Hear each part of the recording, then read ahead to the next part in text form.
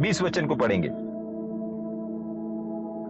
और उसने क्रूस पर बहे हुए लहू के द्वारा मेल मिलाप करके सब वस्तुओं का उसी के द्वारा से अपने साथ मेल कर ले, चाहे वे पृथ्वी की हों चाहे वे स्वर्ग की हों। ठीक, एक और बार ध्यान से पढ़ेंगे। जो लोग बाइबल खोले हैं वो लोग जरूर देखेंगे अपनी बाइबल में। ठीक, और उसके क्रूस पर बहे हुए लहू के द्वारा।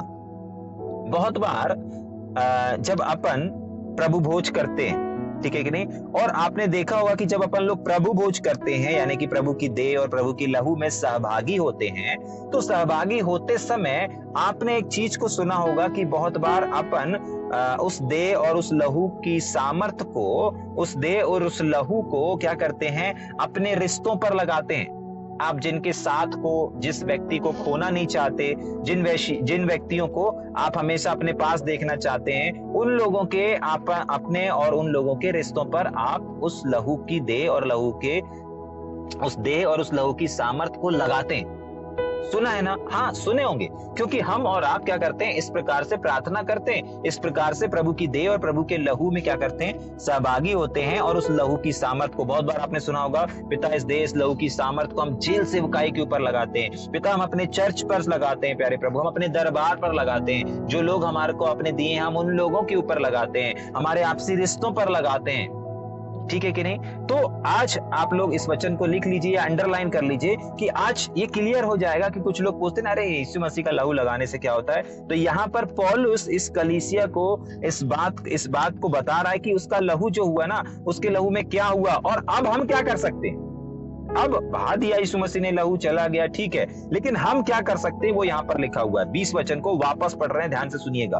और उसके क्रूस पर बहे हुए लहू के द्वारा, बह चुका है लहू, यीशु मसीह मर करके जिंदा होकर के वापस जा चुका है, लेकिन फिर भी अब जो जीवित लोग हैं, अब हम और आप लोग हैं, उनसे परमेश्वर का वचन कुछ कह रहा है, बह गया लहू। अब उस लहू के द्वारा मेल मिलाप करके, भैया लहू बह गया, अब कहां लहू दिख रहा है हमको, ठीक है कि नहीं? ठीक है, लहू नहीं दिख रहा है, लेकिन हम जब प्रभु की देह और प्रभु के लहू को लेते हैं तो हम उसको स्मरण करते हैं, हम उसके लहू को स्मरण कर रहे हैं, हम उसके देह को जो तोड़ी गई उसको स्मरण कर रहे हैं। और उसको जो हम और आप रिलीज करते हैं ना, तो हम और आप रिलीज कर सकते हैं, हम और आप अपनी वस्तुओं पर लगा सकते हैं। ये यहां से आप लोगों को बता सकते हैं और लोगों को सिखा भी सकते हैं। ध्यान से सुनिएगा, उसके लहू के द्वारा मेल मिलाप करके सब वस्तुओं का उसी के द्वारा, किसके द्वारा? यीशु मसीह के द्वारा नहीं, यीशु मसीह के बहे हुए लहू के द्वारा, यीशु मसीह के द्वारा नहीं, प्रभु यीशु मसीह के क्रूस पर बहे हुए लहू के द्वारा सब वस्तुओं का, मतलब जितनी वस्तुएं आपको नजर आ रही हैं इस पृथ्वी में, आपके आसपास नजर आ रही हैं, उन सब वस्तुओं का उसके लहू के द्वारा अपने से किसके साथ? अपने साथ। अगर आपको आपके चर्च के साथ अपने मेल मिलाप को करना है तो आपको और आपके चर्च के बीच में आपको प्रभु यीशु मसीह के लहू को लगाना पड़ेगा और लहू को रिलीज करना पड़ेगा। आपको बोलना पड़ेगा, पिता यीशु मसीह के नाम से मैं इस देह इस लहू की सामर्थ को अपने और अपने चर्च के बीच में लगाता हूं प्रभु जी, ताकि किसी प्रकार की कोई कड़वाहट ना रहे, ताकि किसी प्रकार की कोई विवाद ना आए, ये रिश्ता, ये प्रेम सनातन काल तक बना रहने पाए। हाँ, आप जिन लोगों को खोना नहीं चाहते, आप जिन लोगों से दूर नहीं जाना चाहते, अगर आपको डर है कहीं कुछ बात को लेकर के वो गुस्सा हो जाएगा, नाराज हो जाएगा या ऐसी कोई बात बिगड़ रही है, तुरंत प्रभु यीशु मसीह के लहू और प्रभु यीशु मसीह के देह की सामर्थ को रिलीज करें। हमको बाइबल ऐसा करने की इजाजत देती है, हमको ऐसा करना है। प्रेज गॉड की परमेश्वर हमको इन सारी बातों को सिखा रहा है और समझा रहा है। वापस पढ़ेंगे क्या एक और बार? और उसके क्रूस पर बहे हुए लहू के द्वारा, जो कि अब नहीं है, अब अगर जाकर के देखेंगे तो वहां कुछ ना कुछ बन चुका है, ठीक है कि नहीं? लेकिन आज भी वो देह वो लहू परमेश्वर ने हम सबों के घर में पहुंचा दिया है। आज भी वो देह हम सबों के पास है, किसी भी चीज का, कोई रोटी के द्वारा, कोई मैदे के द्वारा, कोई दाखरस के द्वारा, कोई पानी के द्वारा उसको फील करता है, उसको महसूस करता है। उसके उस मेज में शामिल होते हैं। तो कैसे शामिल होना है, यहां पर लिखा हुआ है कि उसके लहू के द्वारा मेल मिलाप कर ले और सब वस्तुओं का, तो वस्तुएं शब्द इसलिए मैं बोल रहा हूं ताकि आप अपने कार, बाइक, टीवी, मोबाइल, हर एक चीज को आपके ऊपर आप अपने लहू को, अपने उस वस्तु में जो आपके पास में है, अपने बच्चे, अपनी पत्नी, अपने पति, अपना घर, अपना मकान, अपनी कार, अपना स्कूल, अपना व्यवसाय, हर एक क्षेत्र में आपको प्रभु यीशु मसीह के देह और प्रभु यीशु मसीह के लहू की सामर्थ को रिलीज करना है। जाग रहे हैं? सारी वस्तुओं का उसी के द्वारा का मतलब है प्रभु यीशु मसीह के बहे हुए लहू के द्वारा। और किसके साथ? अपने साथ मेल मिलाप कर लो।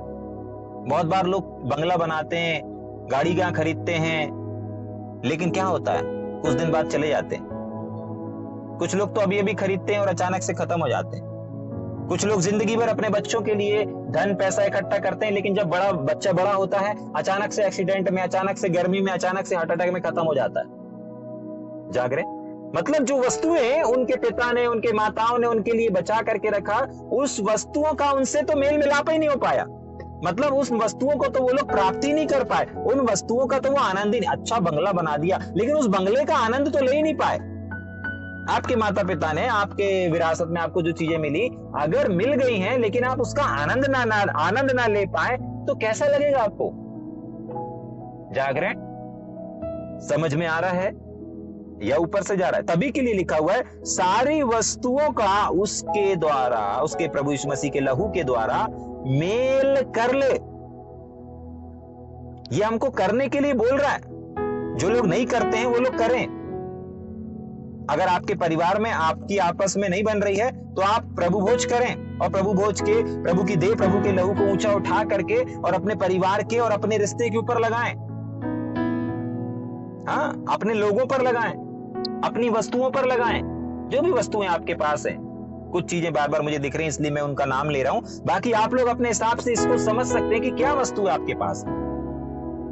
हर एक को परमेश्वर ने कुछ ना कुछ वस्तुओं से, अच्छी चीजों से नवाजा है, अच्छे लोगों से नवाजा है। अगर आप उनको खोना नहीं चाहते, अगर आप उनका आनंद लेना चाहते हैं, तो आपको क्या करना पड़ेगा? कुछ नहीं, सिर्फ प्रभु यीशु मसीह के देह, प्रभु यीशु मसीह के लहू की सामर्थ को क्या करना पड़ेगा? उसके ऊपर लगाना पड़ेगा और अपने उस बीच के रिश्तों पर लगाना पड़ेगा। और वो साफ लिखा है, उनके साथ मेल कर ले। तो कैसे होगा? और एक और चीज, चाहे वो दिखने वाली हो, चाहे वो ना दिखने वाली हो। एक और चीज उसके आगे लिखा हुआ है, कर ले। उसके बाद चाहे वे पृथ्वी की हो, मतलब पृथ्वी की वस्तुओं का अपन ने अभी उदाहरण लिया, लेकिन और भी उसके आगे लिखा है, पृथ्वी पर की हो चाहे स्वर्ग में की। ठीक है कि नहीं? स्वर्ग में की का मतलब होता है आत्मिक क्षेत्र। स्वर्ग में आपकी देह तो नहीं जाएगी, लेकिन आपकी आत्मा जरूर जाएगी। ठीक है? तो स्वर्ग का मतलब आपके देह से नहीं है, दिखने वाली वस्तुओं से नहीं है, अनदेखी वस्तुओं से है। आपके इस भौतिक जीवन से नहीं है, परंतु आपके उस अदृश्य जीवन से है, जो कि भीतरी मनुष्य तत्व को दर्शाता है। अगर आपका आत्मा अभी तक परमेश्वर से कनेक्ट नहीं हुआ है, अगर अभी तक आप आत्मा में परमेश्वर की आवाज को सुनना नहीं सीख पाए हैं, कैसे परमेश्वर की आवाज को सुने, कैसे आत्मा में चलें, कैसे आत्मा में बोलें, कैसे आत्मा में सुने, कैसे स्वर्गीय वरदान का स्वाद चख चुके? आप इब्रानियों की पत्री उसके 6वें अध्याय को पढ़ेंगे, वहां पर लिखा है तुम एक बार स्वर्गीय वरदान का स्वाद चख चुके हो। तो अगर आप इस पृथ्वी में रहते हुए लोगों के बारे में बोल रहा है, पृथ्वी में रहते हुए अगर आपने स्वर्गीय वरदानों का स्वाद नहीं चखा, स्वर्ग का स्वाद नहीं चखा, जाग रहे? मसीह लोग इन चीज को कर सकते हैं, चख सकते हैं। ठीक है? तो अगर आपको नहीं लग रहा है, नहीं महसूस हो रहा है कोई स्वर्गीय चीजें, स्वर्गीय वस्तुएं, स्वर्ग का दर्शन, कुछ ऐसा नहीं हो रहा है, तो आप अपने आत्मिक रिश्तों पर, आत्मिक रिलेशन पर, आत्मिक मंडल पर, जो आपका और व्यक्तिगत है, उसके ऊपर भी आप अपने आत्मिक क्षेत्र में प्रभु यीशु मसीह के देह और प्रभु यीशु मसीह के लहू की सामर्थ को रिलीज कर सकते हैं। साफ लिखा हुआ है, चाहे इस पृथ्वी की वस्तु है, चाहे इस पृथ्वी की चीजें हो, चाहे वो स्वर्ग की हो, आपको हर जगह पर प्रभु यीशु मसीह के देह और प्रभु यीशु मसीह के लहू को क्या करना है? रिलीज करना है, क्लेम करना है। जरूरी नहीं कि दाखरस ही आपके साथ में हो, जरूरी नहीं कि मैदे की रोटी ही आपके पास में हो, नहीं, आप किसी भी चीज से, ठीक है कि नहीं, आप परमेश्वर के उस देह और उस लहू की सामर्थ को रिलीज कर सकते हैं। ठीक, 21 वचन को पढ़ेंगे। तुम जो पहले निकाले हुए थे, ठीक है कि नहीं, तुम जो पहले निकाले हुए थे और बुरे कामों के कारण मन से बैरी थे। तो ध्यान से सुनिएगा और समझने का कोशिश करिएगा। निकाले, तुम जो पहले, पहले का शब्द जब आता है तो आप अपने आप को कहां पर देखेंगे? घर पे नहीं देखिए, परिवार में मत देखिए कि हमको परिवार ने निकाल दिया, परिवार ने ये कर दिया, दोस्तों की तरफ मत देखिए। आप सीधे अपने आप को अदन के बगीचे में देखिए, सीधे आप अपने आप को उस गलती में देखिए जो गलती हमारे आदि माता और आदि पिता ने किया था। क्यों? क्योंकि वहां पर एक वचन को पढ़ेंगे ना, एक वचन को पढ़ेंगे तो आपको समझ। तुम जो पहले निकाले हुए थे, तो ये निकाले हुए लोग वे हैं जो आदम और हव्वा की वजह से क्या हो गए थे? प्रभावित हो गए थे। मानव जाति प्रभावित हो गई थी और आज भी प्रभावित है। आज भी पता है कैसे प्रभावित है? क्योंकि आज भी जो परमेश्वर ने उनके गलती करने के बाद जिन जिन चीजों को बोला था ना, आज तक वो चीजें कायम है। आज भी अगर एक स्त्री पुत्र को जन्म देती है ना, तो उसको दर्द झेलना पड़ता है, दर्द सहन करना पड़ता है। आज भी एक पुरुष को ही अपने परिवार को चलाने के लिए मेहनत करना पड़ता है, पसीना बहाना पड़ता है। आज भी जो किसान काम कर रहे हैं अपने खेतों में ना, हल जोत रहे हैं या बीज को लगा रहे हैं, और उस बीज को लगाने के लिए उनको जो इतनी कसरत करनी पड़ रही है, इससे पहले ये कसरत नहीं करनी पड़ती थी। तो आज ये सब चीजों को जो आप देख रहे हैं ना, ये आज भी वो प्रभाव कार्य कर रहा है। ठीक, लेकिन परमेश्वर का वचन कुछ कहता है। ठीक, तुम जो पहले निकाले हुए थे और बुरे कामों के कारण मन से बैरी थे, ठीक है, उसने अब उसकी शारीरिक देह में मृत्यु के द्वारा तुम्हारा भी मेल कर लिया, ताकि तुम्हें अपने सम्मुख पवित्र और निष्कलंक और निर्दोष बनाकर उपस्थित करे। आपको मालूम है 22 वचन इस प्रकार से कहता है कि उस परमेश्वर ने शारीरिक देह में, ध्यान से सुनिएगा, परमेश्वर ने शारीरिक देह में मृत्यु के द्वारा 3.5 साल के बाद शारीरिक देह में आया, और उसके बाद 3.5 साल जो सेवकाई किया, इस 3.5 की सेवकाई के बाद जब मृत्यु आई, तो उस मृत्यु के द्वारा, अभी ऊपर अपन ने देखा कि लहू के द्वारा क्या हुआ, अब उसकी मौत के द्वारा क्या हुआ, उस चीज को हम देखेंगे। लहू के द्वारा तो बहुत सारी चीजों को अपन ने देखा, उसकी मौत के द्वारा, मृत्यु के द्वारा, वापस पढ़ेंगे अपन। ठीक, उसने अब उसकी शारीरिक देह में मृत्यु के द्वारा तुम्हारा, यानी कि हमारा भी मेल करा लिया। मतलब उसके मौत से, आप सबको याद होगा जितने लोगों ने यीशु मसीह के मौत का, यानी कि कलवरी क्रूस पर क्या क्या हुआ, इन चीजों को ध्यान किया है, मनन किया है, उन लोगों को अच्छे से मालूम होगा कि जैसे ही हमारे और आपके प्रभु यीशु मसीह ने अपने आखिरी सांस को लिया और अपने प्राण को त्यागा, तो जहां पर जैसे ही यीशु मसीह ने उस प्राण को त्यागा, वैसे ही मंदिर का जो पर्दा था वो ऊपर से लेकर के नीचे तक क्या हो गया? फट गया। ऊपर से लेके नीचे तक फट गया। वो मंदिर का फटना पता है किस चीज को दर्शा रहा था? क्योंकि मंदिर का जो पर्दा था ना, वो पर्दा एक दूरी को दर्शा रहा था, एक रुकावट को दर्शा रहा था। पहले याजक लोग ही, पवित्र लोग ही, जो परमेश्वर ने जिनको नियुक्त किया है, वही लोग ही मंदिर में जा सकते थे, अन्यथा कोई नहीं जा सकता था। एक दीवार थी, एक पर्दा था। लेकिन जैसे ही यीशु मसीह ने कलवरी क्रूस पर अपनी अंतिम सांसों को लिया, वैसे ही वो मंदिर का पर्दा जो था वो ऊपर से फट गया। और ऊपर से क्यों फटा मालूम? नीचे से क्यों नहीं फटा? नीचे से फटता तो कोई बोलता कि यहाँ ये कोई सेवक खड़ा रहा होगा और नीचे से कैंची चला दिया होगा, तो अच्छा तन के पर्दा कसा था तो नीचे से किसी ने कैंची मार दिया होगा, तो नीचे से फटता हुआ ऊपर तक चला गया। परमेश्वर ने कहा ठीक है, मैं तुमसे ज्यादा ज्ञानवान हूं, तुमको इन सब चीजों का सोचने का मौका ही नहीं दूंगा। मंदिर का पर्दा नीचे से नहीं परंतु ऊपर से फाड़ के दिखाऊंगा। जाग रहे हैं? और परमेश्वर ने वैसा करके भी दिखाया। उसने अपने इकलौते पुत्र के द्वारा उस मंदिर का मतलब, वो मंदिर का पर्दा फटना दूरियों को मिटाने को दर्शाता है। तो जब भी आप वो वाले वचन को पढ़ेंगे, तो आप जब मंदिर का पर्दा फटते हुए देखेंगे या पढ़ेंगे, तो समझ जाइएगा कि ये वो टाइम है, ये वो समय है जब मेरा और परमेश्वर के बीच में जो दूरियां थी, वो दूरियों को मेरे प्रभु यीशु मसीह ने मिटा दिया। पहले मेरे पास अधिकार नहीं था परमेश्वर के करीब जाने का, अब मेरे पास अधिकार है परमेश्वर के करीब जाने का। पहले मैं उसको परमेश्वर के बिना और कुछ नहीं बोले जा सकता था। परमेश्वर बोलूंगा, पिता परमेश्वर बोलूंगा तभी जाऊंगा। लेकिन अब मेरे पास अधिकार है कि हम उसको हे अब्बा और हे पिता कह करके पुकार सकते हैं। पहले के लोगों के पास, पहले के समयों के पास ये अधिकार नहीं था। तो उसकी मौत के द्वारा हमारा मेल हो गया।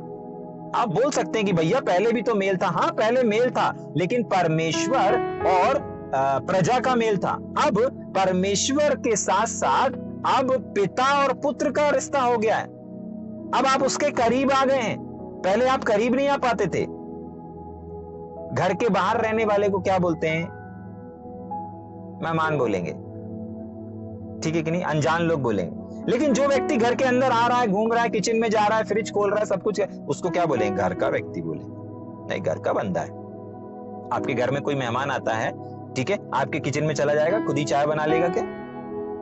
खुद ही फ्रिज खोल के निकाले? नहीं, बैठ जाएगा, सोफे में बैठ जाएगा, टेबल में बैठ जाएगा, कुर्सी में बैठ जाएगा, वेट करेगा जब तक आप क्या ना करो, जब तक आप उनको पानी ना दो, चाय ना दो, ठंडा ना दो, जो भी आपको लगता है, आप जब तक ना दो तब तक वो नहीं लेगा। लेकिन जो घर का बंदा रहेगा, घर के बच्चे रहेंगे, बाहर से आएंगे, घूम के आएंगे, कहीं से भी आएंगे, चाहे वो 1 महीने के लिए बाहर गए हो, चाहे 1 साल के लिए बाहर गए हो, जब भी वो अपने घर पे लौट करके आएंगे, बच्चे क्या करेंगे? अरे पूछेंगे नहीं, सीधा जाएंगे किचन में, अम्मी क्या बनाए हो, फ्रिज खोलेंगे, जो भी खाने का पीने का होगा फटाक से निकालेंगे, उनको किसी से पूछने की आवश्यकता नहीं। तो ये चीजें, ये अधिकार हमारे पास पहले नहीं था, लेकिन यीशु मसीह की मौत से ये अधिकार हमको प्राप्त हो गया। पहले हमारा और परमेश्वर का रिश्ता जो था, वो एक राजा और प्रजा के समान था। आप परमेश्वर से, आप अपने राजा से मांगते थे, आपका राजा आपको देता था। लेकिन अब हमारा रिश्ता बदल चुका है। अब आपका रिश्ता बदल चुका है परमेश्वर के साथ। अब आपका और आपके परमेश्वर का रिश्ता सिर्फ परमेश्वर और उसकी प्रजा के समान नहीं रह गया, राजा और प्रजा के समान नहीं रह गया। अब आपका और आपके परमेश्वर का रिश्ता यीशु मसीह के बलिदान कर देने के द्वारा, बलिदान हो जाने के द्वारा, वो रिश्ता जो था वो डेवलप हो गया। वो रिश्ता जो था, वो दूरी जो थी, वो मिट गई है। अब आप उसको हे अब्बा, हे पिता कह करके पुकार सकते हैं, बुला सकते हैं, और अब आप उसके स्वर्ग में, स्वर्ग की वस्तुओं का आनंद उठा सकते हैं, चाहे कितना भी समय क्यों ना हो गया हो। मैंने बताया ना, एक बच्चा हॉस्टल में पढ़ने के लिए 1 साल के लिए गया हो, 2 साल के लिए गया हो, जब भी वो वापस आएगा, वो अपने घर, अपने परिवारों में कैसे समय को गुजारेगा, कैसे चीजों को करेगा, जैसे वो उसका ही घर है। वो आकर के सोफे में बैठ नहीं जाएगा, वेट नहीं करेगा कि मम्मी पानी दो, कोई आएगा, आप पूछेंगे नहीं भैया पानी पियेंगे, ऐसा नहीं करेंगे। हाँ, आप करेंगे, लेकिन किसके साथ? जो अनजान होगा। वैसे ही परमेश्वर ने इस दूरी को मिटा दिया और बोला कि नहीं, मेरे बेटे प्रभु यीशु मसीह के लहू के द्वारा इस दूरी को मैं मिटा देता हूं, और इस मंदिर के पर्दे को, इस दूरी को मैं ऊपर से फाड़ करके दिखाता हूं, इस पर्दा को मैं ऊपर से फाड़ करके दिखाता हूं। जाग रहे हैं? ठीक, जल्दी से पढ़ेंगे और उसके बाद अपन खत्म करेंगे ना। ठीक, एक बार पूरा 22 पढ़ देते हैं, उसके बाद अपन 23 पढ़ के खत्म करेंगे। उसने अब उसकी शारीरिक देह में मृत्यु के द्वारा, मौत के द्वारा, बलिदान के द्वारा, बलिदान हो जाने के द्वारा तुम्हारा हमारा हम सब का भी क्या कर लिया? मेल करा लिया, ताकि तुम्हें, हमें, हम सबको अपने सम्मुख, मतलब करीब लाने के लिए, अपने आंखों के सामने लाने के लिए, अपने चेहरे के सामने लाने के लिए। पहले क्या था? दीवार थी। पहले क्या था? तुम मुझे देख नहीं पाते थे। पहला क्या था? तुम सुन पाते थे, पहले मुझे देख नहीं पाते थे, संदूक को देख नहीं पाते थे, मुझको देख नहीं पाते थे, अच्छे से मिल नहीं पाते थे। लेकिन अब मैंने दूरी हटा दिया, अब तुम मुझे आमने सामने बात कर सकते हो। अब तुम मेरे सम्मुख का मतलब मेरे मुख के सामने आपका मुख। आपको पता है, बहुत बार इतनी सुविधा देने के बावजूद भी हम और आप बहुत बार गलती कर जाते हैं। कौन सी गलती कर जाते हैं मालूम है? परमेश्वर ने हमें इतना, हमको परमेश्वर ने, अभी कुछ दिन पहले शिव भाई बता रहे थे कि हमको किस किस तरीके से प्रार्थना करना है, और भैया बता रहे थे कि हर समय हर प्रकार से आत्मा में प्रार्थना करते रहना है। ठीक है, गुरुवार को उन्होंने इस बात को बताया था। तो इस चीज को समझिए कि परमेश्वर ने हमें कितनी छूट नहीं दे दी। आप अपनी आशीषों, जो वस्तुएं आपको आशीष के तौर पे मिली हैं, आप उनके साथ भी परमेश्वर से कनेक्ट रह सकते हैं। चलते समय, बैठते समय, सोते समय, टहलते समय, कुछ काम करते समय, हर समय आप प्रार्थना कर सकते हैं, परमेश्वर के साथ जुड़े रह सकते हैं, परमेश्वर के साथ कनेक्ट रह सकते हैं। लेकिन बहुत बार हमारे सामने परमेश्वर होने के बाद भी बहुत बार हम लोग क्या करते हैं, उस चीज को और उस अवसर को गवाते जाते हैं, खोते जाते हैं। परमेश्वर ने इस दीवार को हटाने के लिए अपने बेटे का बलिदान कर दिया, और हम लोग बहुत बार उस बलिदान की कीमत को समझते नहीं है। बहुत बार हम उस बलिदान को हल्के में लेते हैं। जाग रहे हैं? समझ में आ रहा है या ऊपर से जा रहा है? बाइबल ऐसा बताती है, परमेश्वर का वचन इस प्रकार से कह रहा है, क्या उसकी मृत्यु के द्वारा तुम्हारा मेल मिलाप कर लिया। कि क्यों किया? उसका उद्देश्य ये था कि ये लोग मेरे कहां रहें? सम्मुख रहें, मेरे मुख के सामने रहें। आपको मालूम है, आज भी परमेश्वर आपके मुख के सामने ही है। आप कहीं पर भी चले जाएं, किसी भी राज्य में चले जाएं, किसी भी स्टेट में चले जाएं, आपके चेहरे के सामने परमेश्वर का चेहरा रहता है। आप परमेश्वर के सम्मुख रहते हैं। आप उसके सम्मुख से बच नहीं सकते, आप उसके मुख से बच नहीं सकते। जाग रहे? हो सकता है आपको नजर ना आए, यहां पर यह नहीं लिखा है कि तुम्हारे सम्मुख में रहूंगा, नहीं, मेरे सम्मुख तुम रहोगे। जाग रहे? अपने सम्मुख पवित्र और निर्दोष और निष्कलंक बनाकर उपस्थित करे। जाग रहे? ये सारी कसरत परमेश्वर क्यों कर रहा है? ये सारी बातों को क्यों परमेश्वर बता रहा है? ये सारी चीजों का बखान करने का, ये जो अपन ने अपना हेडिंग है ना कि मसीह की श्रेष्ठता, तो ये सारी श्रेष्ठता को बताने का मतलब क्या है कि संसार का कोई भी व्यक्ति आपको क्या नहीं कर सकता, क्या नहीं कर सकता? पवित्र नहीं कर सकता, क्या नहीं कर सकता? निष्कलंक नहीं कर सकता, क्या नहीं कर सकता? निर्दोष नहीं बना सकता। लेकिन संसार का कोई भी व्यक्ति आपको ना परमेश्वर के सामने लेकर के जा सकता है। लेकिन ये चीजों को करने के लिए किसी एक व्यक्ति की आवश्यकता है, और वो है प्रभु यीशु मसीह। तभी के लिए वो सारी चीजों से श्रेष्ठ है, सारी बातों से श्रेष्ठ है, सारी आशीषों से श्रेष्ठ है, सारे संसार से श्रेष्ठ है। चाहे संसार, चाहे पृथ्वी, चाहे कहीं, इन सब वस्तुओं से श्रेष्ठ है। और तभी के लिए हमको सबसे श्रेष्ठ जो है उसको सबसे श्रेष्ठ का स्थान देना भी है। कोई ऐसा व्यक्ति है, आपका दोस्त, रिश्तेदार, आपका गर्लफ्रेंड, आपका बॉयफ्रेंड है, कोई ऐसा है जो आपको पवित्र बना सकता है, गलती करने पर माफ कर सकता है? कलंक लग गया आपकी सेवकाई पर, आपके जीवन पर, उस कलंक को साफ कर सकता है? कोई है क्या जो आपको निष्कलंक बना सकता है? कोई है क्या जो आपने गलती किया, दोषी है, और आपको निर्दोष बना सकता है? कोई है क्या जो आपको उठा करके पैसों की दम पर, साथ के दम पर, किसी भी दम पर परमेश्वर के सामने ले जाके खड़ा कर सकता है? ऐसा कोई है क्या? नहीं है। चाहे वो रोड़पति हो, चाहे वो करोड़पति हो, कोई भी व्यक्ति ऐसा नहीं कर सकता। ना आपका दोस्त, ना आपका माँ, ना आपका पिता, ना आपका भाई, ना आपका याराना, ना कोई भी व्यक्ति ऐसा नहीं कर सकता। इसको करने के लिए सिर्फ एक व्यक्ति की आवश्यकता है, और वो है आपका और हमारा प्रभु यीशु मसीह। और उसने अपने बेटे प्रभु यीशु मसीह के लहू के द्वारा इस चीज को करके भी दिखाया। हमारे परमेश्वर ने इस चीज को कर दिया है, करेगा नहीं परंतु कर दिया है। आज आप परमेश्वर से दूर नहीं पाए जाते, आज आप परमेश्वर के पास पाए जाते हैं। जाग रहे हैं? उसकी मौत के द्वारा क्या हुआ, उसके लहू के द्वारा क्या हुआ, इन चीजों को हम ध्यान और मनन कर रहे हैं। उस लहू को आज हम कैसे रिलीज कर सकते हैं, उस लहू का हम कैसे फायदा उठा सकते हैं, उस लहू को हम कैसे इस्तेमाल कर सकते हैं।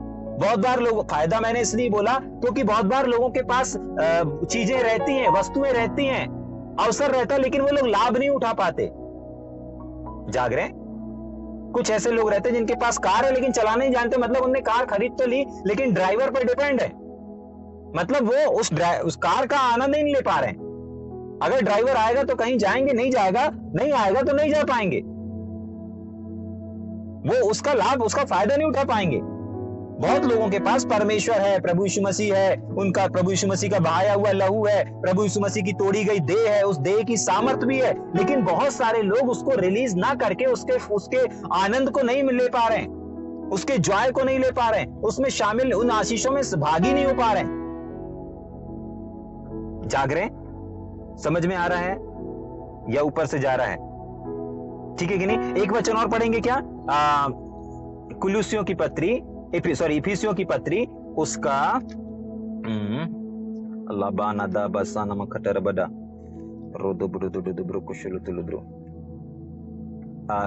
गलातियों की पत्री उसका 3 अध्याय उसके 13 और 14 वचन को, वहां पर ऐसा लिखा है, मसीह ने जो हमारे लिए श्रापित बना, हमें मोल लेकर के व्यवस्था के श्राप से क्या कर दिया, आजाद कर दिया, क्या कर दिया, छुड़ा दिया। क्योंकि लिखा है जो काठ पर लटकाया जाता है वह शापित है, वह श्रापित है। और यह सब इसीलिए हुआ कि अब्राहम की आशीषें मसीह यीशु में का मतलब है मसीह यीशु के द्वारा, इस बलिदान के द्वारा अन्य जाति यानी कि हमारे और आप तक पहुंचे, और हम विश्वास के द्वारा उस आत्मा को प्राप्त करें जिसकी प्रतिज्ञा हुई है। तो यीशु मसीह ने बलिदान सिर्फ आपके पापों के लिए, छुटकारे के लिए नहीं दिया है, परंतु आपको आशीषित करने के लिए दिया है, आपको आशीषित बनाने के लिए दिया है, आपको आशीषों से नवाजने के लिए दिया है। जितना धन, जितना पैसा अब्राहम के पास था, जितना आशीषित अब्राहम था, उतना ही आशीषित आपको बनाने के लिए परमेश्वर ने इन चीजों को अपने बेटे को दिया, और यीशु मसीह ने अपने आप को दिया। बट समस्या ये आ रही है कि बहुत बार हम और आप उन आशीषों को देख नहीं पाते, उन आशीषों का आनंद नहीं ले पाते। तो क्यों नहीं ले पाते? क्योंकि हम उन आशीषों में प्रभु यीशु मसीह के देह और प्रभु यीशु मसीह के लहू की सामर्थ को रिलीज नहीं करते। और दूसरी चीज जो 22 वचन में लिखी है कि हम उसको श्रेष्ठ नहीं समझते, जबकि श्रेष्ठ वही है। हमारे और आपकी लाइफ में श्रेष्ठ सिर्फ और सिर्फ परमेश्वर, पवित्र आत्मा, प्रभु यीशु मसीह ही होना चाहिए। इसके अलावा हमारी लाइफ में और किसी का महत्व नहीं होना चाहिए, और अगर होना भी चाहिए तो वो सेकेंडरी होना चाहिए, सेकंड स्थान होना चाहिए। चाहे आपका पति हो, चाहे आपकी पत्नी हो, चाहे आपके बच्चे हो, चाहे आपकी नौकरी हो, चाहे आपके रिश्तेदार हो। बहुत बार ऐसा होता है रिश्तेदार घर पे आ जाते हैं तो अपन अपने प्रार्थना का शेड्यूल चेंज कर देते हैं। क्या हो गया? अरे कभी आते नहीं, आज तो आ गए। अरे आ गए तो उनको भी तो पता चले कि आपकी धार्मिकता किसी व्यक्ति पर निर्भर नहीं है। हाँ, कभी अपने को मीटिंग में जाना है, घर में कोई आ गया, अरे यार आज मीटिंग है, आज ही आ गए, चलो ठीक है, अब क्या करें, रिश्तेदार हैं, आ गए हैं, ठीक है, चलो एक काम करते हैं, मीटिंग में नहीं जाते, परिवार रिश्तेदारों की खातिरदारी कर देते हैं, जाग रहे? हाँ, होता है, बहुत बार हमारे यहाँ भी होता है, ठीक है कि नहीं? बट स्वाति हमारे यहाँ की अलग है, वो बोल देती है ठीक है, आए हैं, बैठे रहने दो, ज्यादा है ऊपर बुला के ले आओ स्टडी रूम में, यहां पर बैठ के परमेश्वर के वचन को सुनेंगे, जाग रहे? और ऐसा होना भी चाहिए, ठीक है कि नहीं? इससे आप इस बात को साबित करते हैं कि आपके लाइफ में, आपके व्यक्तिगत जीवन में, आपके परिवार में, अगर परिवार का उदाहरण मैंने लिया तो आपके परिवार में श्रेष्ठ कौन है? आपने जिसको स्थान दे दिया वो श्रेष्ठ हो गया। परमेश्वर चाहता है कि मैं पहले स्थान पे रहूं, लेकिन अगर आपने परिवार को, लोगों को स्थान दे दिया तो वो श्रेष्ठ हो गए। समझ पा रहे हैं? जाग रहे हैं? हाँ, ठीक। उसके आगे 23 वचन, 22 वचन का लास्ट भाग यह बोलता है कि कोई भी व्यक्ति संसार का आपको ना निर्दोष बना सकता है, ना पवित्र बना सकता है, ना निष्कलंक बना सकता है, ना ही परमेश्वर के सामने उपस्थित करा सकता है। ये कार्य सिर्फ और सिर्फ एक व्यक्ति करता है, और वो है हमारा और आपका प्रभु यीशु मसीह, ठीक है कि नहीं? इसीलिए वो श्रेष्ठ है, इसलिए हम उसकी श्रेष्ठता का बखान कर रहे हैं, और इसलिए हम उसकी श्रेष्ठता का अध्ययन कर रहे हैं। प्रभु यीशु मसीह की श्रेष्ठता और उसके कार्यों का श्रेष्ठता, ये वो कार्य हैं जो संसार का कोई व्यक्ति नहीं कर सकता, जो 22 वचन में लिखा है। ठीक, आखिरी वचन को पढ़ के खत्म करेंगे पर ना। ठीक, यदि तुम विश्वास की नींव पर दृढ़ बने रहो, कंडीशन है। बहुत बार कुछ लोग बोलते नहीं भैया, नया नियम, पुराने नियम में कंडीशंस थी, नए नियम में कंडीशंस नहीं है, नए नियम में कोई कंडीशन नहीं है, आप कुछ भी करते रहो, परमेश्वर का अनुग्रह है, परमेश्वर की दया है, ऐसा नहीं है। जो लोग लगातार स्टडी कर रहे हैं, अगर वो लोग पन्ना पलटा करके देखेंगे तो हमने अभी कुछ दिन पहले ही इस बात को अध्ययन किया था। फिलिप्पी की पत्री 4 अध्याय को जब अपन ने देखा था तो वहां पर बार बार लिखा है यदि तो, यदि तब परमेश्वर की। 7 वचन को देखेंगे तब परमेश्वर की शांति जो सारी समझ से परे है तुम्हारे हृदय में, तुम्हारे विचारों में, प्रभु यीशु में सुरक्षित रखेगी। मतलब फ्री में या बिना कुछ करे अगर आप चाहो कि परमेश्वर की शांति मुझे मिल जाए, परमेश्वर की समझ मुझको मिल जाए, परमेश्वर मेरे हृदय को कवर कर ले, मेरे विचारों को नियंत्रण में कर ले, तो बिना आपके कुछ किए परमेश्वर यूं ही इन चीजों को नहीं, इन चीजों के साथ, इन आशीषों के साथ कुछ कंडीशंस जुड़ी हुई हैं। अगर फिलिपियों की पत्री 4 अध्याय और उसके 7 वचन में ये लिखा हुआ है कि तब परमेश्वर की शांति जो सारी समझ से परे है, सारे ज्ञान से परे है, सारी बुद्धि से परे है, तुम्हारे हृदय को, तुम्हारे विचारों को प्रोटेक्ट करेगी, सुरक्षित रखेगी। तो ये यूं ही नहीं मिल जाएगा, प्रार्थना करने से नहीं मिल जाएगा। यहां पर भी कंडीशंस है। तब परमेश्वर की शांति मतलब कुछ चीजें हैं जो आपको करना पड़ेगा, कुछ चीजें हैं जिसको, तो ऐसे ही बहुत सारी चीजों को अपन ने देखा था, ठीक है कि नहीं। वापस आएंगे अब अपने विषय पर, 23 वचन को पढ़ करके फिर अपन खत्म करेंगे। जाग रहे हैं? यदि विश्वास, यहां पर भी वही चीज है, इसलिए मैंने वहां पर ले गया कि सिर्फ यहां पर नहीं, ये सारी चीजें, ये सारी आशीषें, ये जितनी भी बातों को आज अपन ने देखा ना, ये सारी चीजें ये भी कंडीशन पर निर्धारित हैं। अगर आप अपने मसीह में आने के बाद अगर आप गलत काम करते रहो, गलत चीजों को करते रहो, और अगर आप बोलो कि नहीं मैं मैन ऑफ गॉड हूं, मैं मैन ऑफ गॉड हूं, मैं परमेश्वर का बेटा हूं, परमेश्वर आशीषित कर, परमेश्वर चमत्कार कर, तो परमेश्वर चमत्कार नहीं करेगा।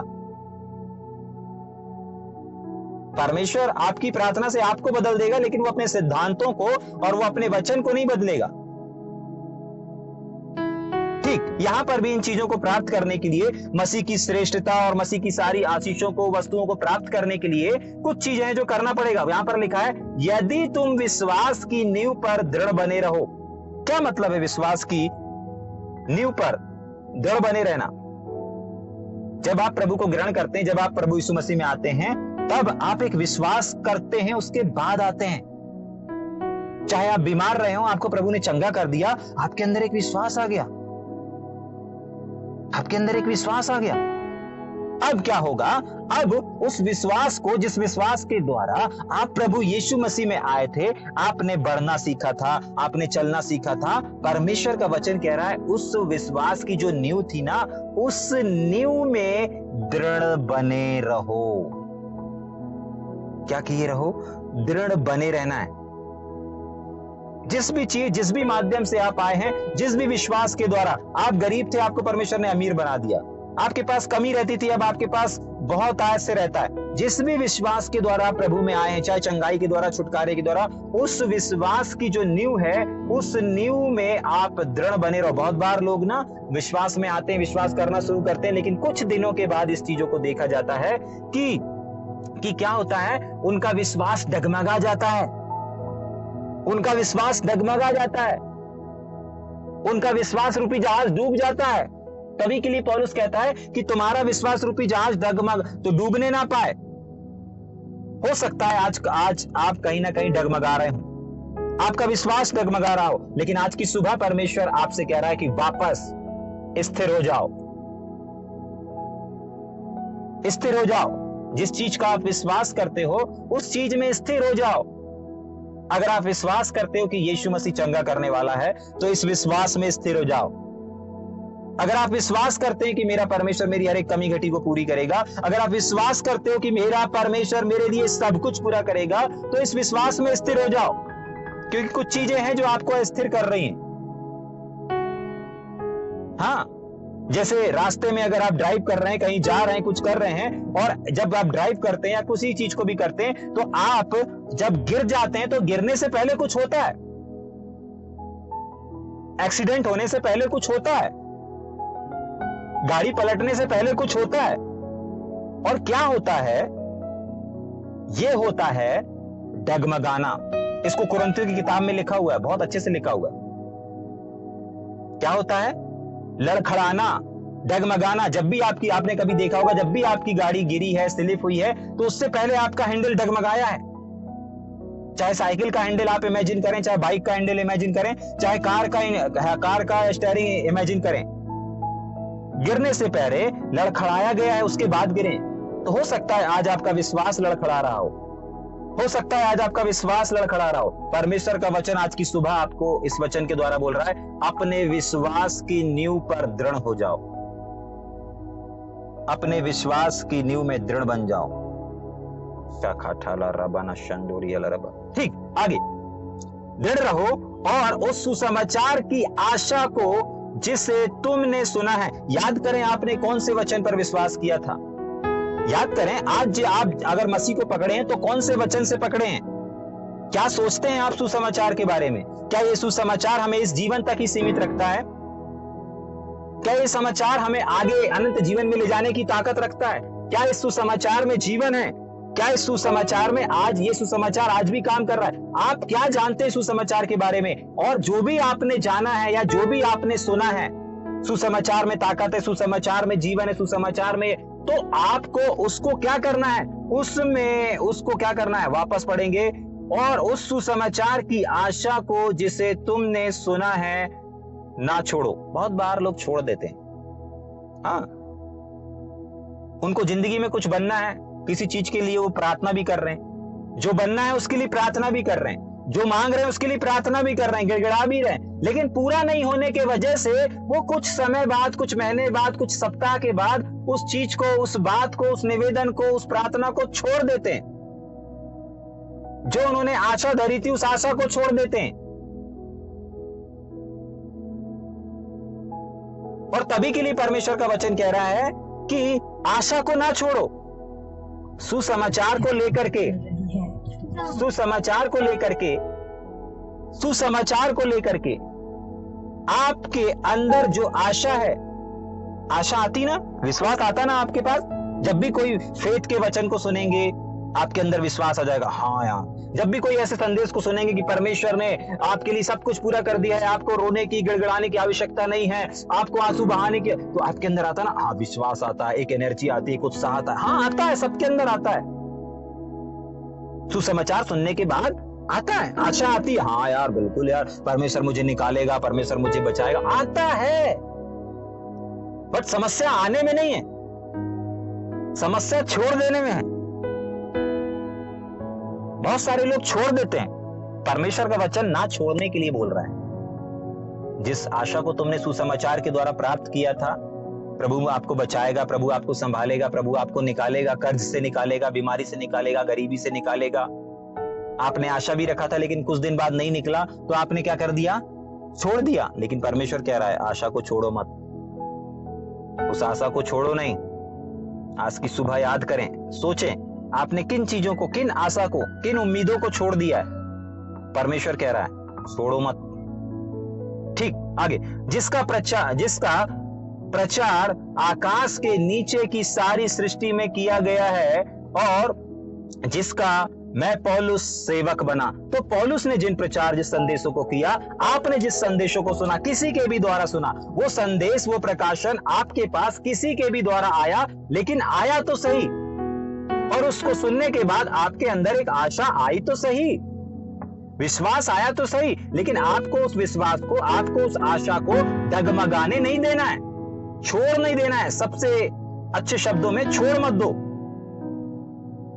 हाँ, छोड़ना नहीं है, छोड़ना नहीं है। जाग रहे, समझ में आ रहा है, छोड़ना नहीं है। क्योंकि पहला ही वचन, 23 वचन का पहला ही शब्द इस बात को कहता है, यदि।